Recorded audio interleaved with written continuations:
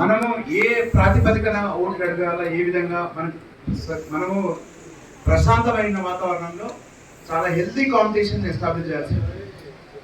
అంటే మీరు ఓట్లు అడగచ్చు, అందరి దగ్గరికి వెళ్ళొచ్చు, కలవచ్చు, మీరు చేసిన మంచిని చెప్పుకోవచ్చు, తర్వాత మీరు చేయబోయే మంచి కార్యక్రమాల గురించి కూడా చెప్పుకోవచ్చు. కానీ కొన్ని కండిషన్స్ ఏముంటాయంటే మనము జాతి, మతము, కులం ప్రాతిపదికన ఓట్లు అడగదు. అంటే మీకు తెలుసో తెలియదో చాలా సందర్భాల్లో కూడా మీటింగ్స్ పెడుతూ ఉంటారు. మీటింగ్స్ అంటే డైరెక్ట్గా క్యాస్ట్ బేసిస్ మీద కాకుండా ఏదో వాళ్ళకు గెట్ టుగెదర్ లెక్క పెట్టేసి అక్కడ ప్రచారం చేయడానికి ప్రయత్నం చేస్తారు. ఆ విధంగా చేసినప్పుడు మీకు ఎంసీసీ అట్రాక్ట్ అవుతుంది. ఖచ్చితంగా అది ప్రవర్తన ఏమో అని వ్యతిరేకించినట్టు అవుతుంది. కాబట్టి అట్లాంటి ఎప్పుడు కూడా చేయకూడదు. మనం ఆ కండిషన్స్లో ఎవరిని కూడా ఆ రకంగా ఓట్లు అడగకూడదు. అదేవిధంగా మనము ప్రచారానికి ఎటువంటి ప్రార్థనా స్థలాలు కానివ్వండి, స్కూల్స్ కానివ్వండి, ప్రభుత్వపరమైన సమస్యలు కానీ వినియోగించుకోవాలి. కొంచెం అంటే మీకు తెలిసింది అయినా కూడా కొన్ని సందర్భాల్లో మనకు తెలియకుండా కూడా కొన్ని తప్పిదాలు జరిగే అవకాశం ఉంది. మన ప్రచారానికి ఎటువంటి ప్రార్థనా స్థలాల్ని వినియోగించుకోవాలి. ఇది చాలా ఇంపార్టెంట్. అదేవిధంగా ఒక వ్యక్తి మన అపోనెంట్స్, అభ్యర్థి ఎవరైతే కంటెస్ట్ చేస్తున్నారో వాళ్ళకి సంబంధించి వాళ్ళ వ్యక్తిగత ఆరోగ్యకరమైన వాతావరణంలో మనము కాంపిటీషన్ ఎదుర్కోవాలి, అదేవిధంగా ప్రచారం చేసుకోవాల్సి ఉంటుంది. కాబట్టి అట్లాంటివి ఏమైనా ప్రింట్ చేసి కరపత్రాలు పంపిణీ చేయడం కానీ ఇంకా ఏదైనా చేయడం, లేకుంటే ఆ ప్రింట్ చేసిన కరపత్రాల మీద ప్రింటర్ నేమ్ కూడా ఉండాలి కంపల్సరీ. కూడా ఒక బుక్లెట్ మీకు ఇచ్చారు, ఏంటి ప్రొఫార్మా 1, 2, 4 అని. ఇది మీ అందరికి వచ్చిందండి. మీ అందరికీ మీకు ఆర్ఓ దగ్గర మీరు తీసుకోవాలి. మీరు నామినేషన్ వేయగానే మేము ఆర్ఓ వచ్చినప్పుడు చెప్పాము, ఇక్కడ ఆర్ఓస్ అందరికి కూడా ఇక్కడ ఆర్ఓ సంతకం చేసి ఇవ్వాలి. ఇక్కడ చూడండి, సంతకం ఉంది చూడండి. సో ఈ బుక్లెట్లో మీరు మీ ఖర్చుని మెయింటైన్ చేయాల్సి ఉంటుంది, రాయాల్సి ఉంటుంది. సో ఇందులో మొదటి పేజీలో మీ యొక్క వివరాలు ఉంటాయి, ప్రొఫైల్, జస్ట్ మీ పేరు ఇలాంటివి ఉన్నాయి చూడండి. ఫస్ట్ పేజీలో మీ పేరు, మీరు పోటీ చేసే వార్డు, ఇవన్నీ కూడా డీటెయిల్స్ ఉంటాయి. తర్వాత మీ రోజువారీ ఖర్చులు, ఇది చాలా సరళంగా ఉంది. ఇంతకుముందు గ్రామ పంచాయతీ కొంచెం ఇబ్బందికరంగా ఉండేది, ఇది చాలా ఈజీగా ఉంది. జస్ట్ మీరు రోజువారీ ఖర్చులు వేస్తే మీకు చూస్తే మీకు అర్థమైపోతుంది ఏం చేయాలనేది. దీంట్లో మీరు రోజువారీ ఖర్చులు రాస్తే సరిపోతుంది. అలాగే దీన్ని మీరు మీ క్యాంపెయినింగ్ పీరియడ్ అంటే ఇవాళ నుంచి 9th వరకు 3 సార్లు దీని స్క్రూటినీ ఉంటుంది. అయితే మీకు ఇప్పుడు చాలా క్రూషియల్ టైం, ప్రచారం చేసుకోవడం చాలా మీకు టైం. మీరే రావాల్సిన అవసరం లేదు, మీ ఏజెంట్ వచ్చినా పర్వాలేదు. బట్ కనీసం 2 సార్లు అయినా కూడా 6వ తేదీ 8వ తేదీ మేము అనుకుంటున్నాం 6th and 8th రోజు ఇక్కడ జమ్మికుంట మన మున్సిపాలిటీలోనే ఏఓ గారు ఉంటారు. ఏఓ గారు తీసుకురావాల్సి ఉంటుంది. ఏమేమి తీసుకురావాలి మీరు? ఈ ప్రొఫార్మా ఒకటి, అలాగే మీరు పెట్టిన ఖర్చు సంబంధించినటువంటి వోచర్లు, బిల్లు ఉంటే అవి, అలాగే మీ బ్యాంక్ స్టేట్మెంట్. సపోజ్ మీరు ఎల్లుండి వస్తారనుకోండి 6th వరకు మీరు ఆ బ్యాంక్ స్టేట్మెంట్ తీసుకొని రావాల్సి ఉంటుంది. 8th రోజు అయితే 8th వరకు బ్యాంక్ స్టేట్మెంట్ తీసుకొని రావాల్సి ఉంటుంది. సో మళ్ళీ చెప్తున్నాను, మీరే రావాల్సిన అవసరం. ఎందుకంటే మీకు చాలా ఇప్పుడు సమయం చాలా విలువైంది మీకు, కాబట్టి మీ ఏజెంట్ పంపిస్తే సరిపోతుంది. మీ ఏజెంట్ అయినా కూడా రావచ్చు. సో 3 సార్లు కాకపోయినా కనీసం 2 సార్లు అయినా స్క్రూటినీ చేయించుకోండి. తర్వాత ఓవరాల్గా మాత్రం 45 రోజుల లోపల ఖచ్చితంగా మీరు ఈ అకౌంట్ సమర్పించాల్సి ఉంటుంది. సమర్పించకపోతే ఏమవుతుంది? ఇందాక మీకు చెప్పాను కదా, డిస్క్వాలిఫై అవుతారు. అంటే మళ్ళీ తర్వాత ఎలక్షన్లో పోటీ కమిషన్, మీకు డౌట్ రావచ్చు, ఏమవుతుంది మళ్ళీ ఎలక్షన్లు 5 ఏళ్ళు కదా, ఆ తర్వాత చూసుకుందామని అనుకుంటారు. కానీ జనరల్గా ఎలక్షన్ కమిషన్ దగ్గర ఇవన్నీ వెళ్ళి రిపోర్ట్ అన్నీ ఫైనలైజ్ అయిపోయి డిస్క్వాలిఫై అయ్యేసరికి అంటే మళ్ళీ 3 ఏళ్ళు పట్టవచ్చు.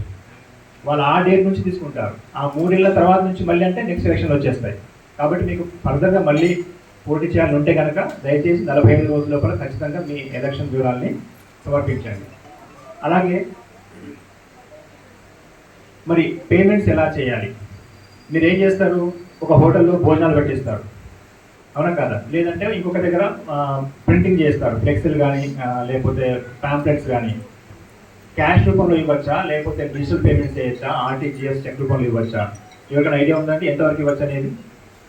మన జనరల్ అందరూ క్యాష్ రూపంలో ఇస్తూ ఉంటాం. క్యాష్కు లిమిట్ ఉంది, దాన్ని దాటి మీరు ఎక్కువ ఇవ్వలేరు. ఆ లిమిట్ వచ్చేసి ఎవరు చెప్పగలుగుతారా ఎంతవరకు మీరు క్యాష్ ఇవ్వగలుగుతారో? ఒక వ్యక్తికి ఎంత పేమెంట్ క్యాష్ రూపంలో ఇవ్వచ్చు. ఎందుకంటే ఇది చాలా ఇంపార్టెంట్. చివరికి ఇదే ఇబ్బంది అవుతుంది. అందరూ ఏం చేస్తారంటే ఆ 45 days లోపల మొత్తం క్యాష్ రూపంలో తీసుకొస్తారు. అది సరిగ్గా ఉండదు అకౌంట్ అనేది, మళ్ళీ డిస్క్వాలిఫై అయ్యే అవకాశం ఉంటుంది. కాబట్టి దయచేసి మీరు క్యాష్ రూపంలో ఇచ్చేది ఒక వ్యక్తికి, జాగ్రత్తగా వినండి, ఒక వ్యక్తికి కానీ ఒక ఎంటిటీ అంటారు, ఒక సంస్థకు కానీ 5,000కు మించకుండా క్యాష్ రూపంలో ఇవ్వకండి.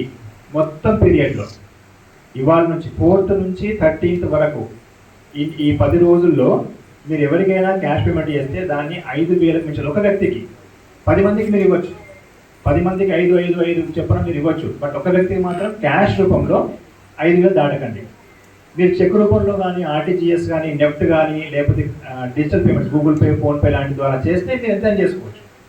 ₹1,00,000 పర్వాలేదు, ఒక వ్యక్తికి ₹1,00,000 ఇచ్చినా పర్వాలేదు, కానీ అది డిజిటల్ పేమెంట్ అయి ఉండాలి, చెక్ కానీ, ఆర్టీజీఎస్ కానీ. క్యాష్ రూపంలో మాత్రం దయచేసి 5,000కు మించకుండా చూసుకోండి. అలాగే మీరు క్యాంపెయిన్ చేసేటప్పుడు కూడా జనరల్ మనం ఏం చేస్తూ ఉంటామంటే, ఇప్పుడు మీరు గమనిస్తూ ఉంటారు, మామూలుగా అసెంబ్లీ ఎలక్షన్ అప్పుడు మన కార్లో వెళ్తుంటే ఇప్పుడు ఎఫ్ఎస్టీ వాళ్ళు లేదంటే ఎస్టీ వాళ్ళు ఆఫీస్ చెక్ చేస్తారు కదా, మన దగ్గర ఎంత అమౌంట్ ఉంటే వాళ్ళు సీజ్ చేస్తారు చెప్పండి? 50,000. మరి ఇప్పుడు మీరు పోటీ చేసే అభ్యర్థులు కదా, మీరు కూడా కొంత క్యాష్ అవసరం కోసం తీసుకెళ్తారు కదా, మీరు ఎంత తీసుకెళ్ళొచ్చు? మీకు ఐడియా ఉందా?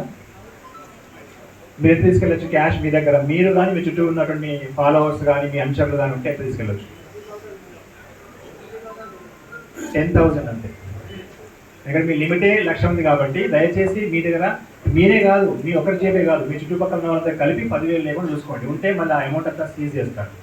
కాబట్టి క్యాష్ అనేది ఎక్కువ ఉండకూడదు. దీని ఉద్దేశం ఏంటంటే, డబ్బున్న వాళ్ళు ఎక్కువ ఖర్చు పెట్టే అవకాశం ఉంటుంది. కాబట్టి అది చేయకుండా అందరికీ లెవెల్ పేయింగ్ ఫీల్డ్ అంటే అందరికీ సమాన అవకాశం ఇవ్వడం కోసం పెట్టిందనమాట. కాబట్టి మళ్ళీ చెప్తున్నా, మీరు 10,000 కన్నా ఎక్కువ మీద ఉంచుకోకండి క్యాష్. అలాగే మీరు చేసే పేమెంట్స్ కూడా క్యాష్ రూపంలో 5,000 మించకుండా చూసుకోండి. రైట్? ఓపెన్ చేశారా?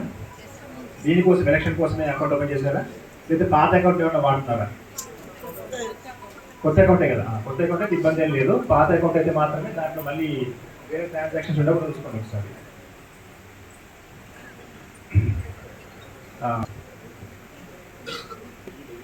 మీరు ప్రచారం గురించి కానీ ఇంకేం డౌట్స్ ఉంటే మీరు చెప్తారు. మీకు ఇక్కడ చూడండి,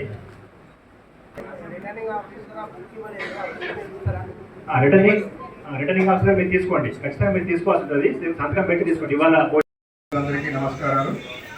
ముఖ్యంగా మనకి ఎలక్షన్స్ రాబోతున్నాయి కాబట్టి దాని గురించి పోలీస్ యొక్క పాత్ర ఏంటి, మీరు ఏ విధంగా ఉండాలి, ఎలా చేసుకోవాలి దాని గురించి మనం చర్చలు జరుగుతుంది. ముఖ్యంగా మీరు ఏదైతే సపోజ్ ఇప్పుడు వెహికల్ క్యాన్వసింగ్ చేసుకోవాలంటే అది మున్సిపల్ కమిషనర్ గారికి లెటర్ పెట్టుకోవాలి. త్రూ ప్రాపర్ ఛానల్గా మా దగ్గర పోలీస్ దగ్గరికి వచ్చేసి మీరు రికమెండేషన్ తోటి రాసుకోవాలి. అదేవిధంగా వెహికల్కి ఇప్పుడు మైక్ కావాలి. ఆ మైక్ కావాలంటే మీరు ఏం చేయాలంటే ఏసీపీ గారికి లెటర్ పెట్టాలి. త్రూ ఇన్స్పెక్టర్ నేను దాని మీద రికమెండ్ చేసి పంపిస్తారు. ఆ టైమింగ్స్ కూడా ఉంటే ఆ టైమింగ్స్ ప్రకారం నడుపుకోవాలి. ఎవరైతే వెహికల్కి పర్మిషన్ లేకుండా క్యాన్వాసింగ్ చేస్తే వారిపైన మన చట్టపరమైన చర్యలు ఉంటాయి. అందరూ కూడా ఇది మీరు అబ్జర్వ్ చేయాలి.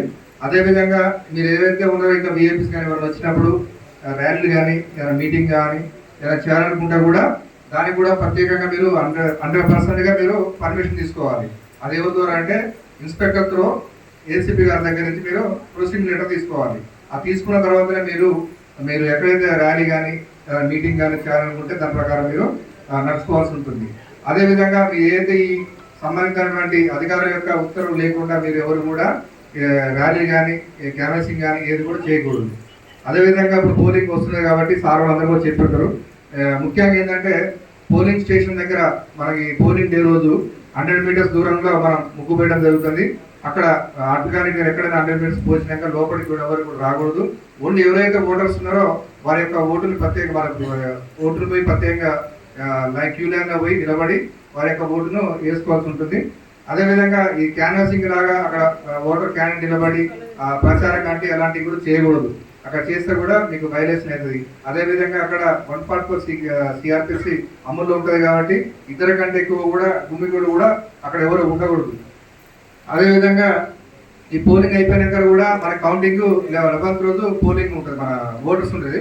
13th రోజు కౌంటింగ్ ఉంటుంది. కౌంటింగ్ కూడా మనకి డిగ్రీ కాలేజ్ దగ్గర కూడా పెట్టడం జరుగుతుంది. దాని ప్రకారం ఏదైతే గైడ్ లైన్స్ ఉన్నాయో దాంతో మీరు అన్ని కూడా మీరు పాటించి నడుచుకోవాలని కోరుతున్నాం. మళ్ళీ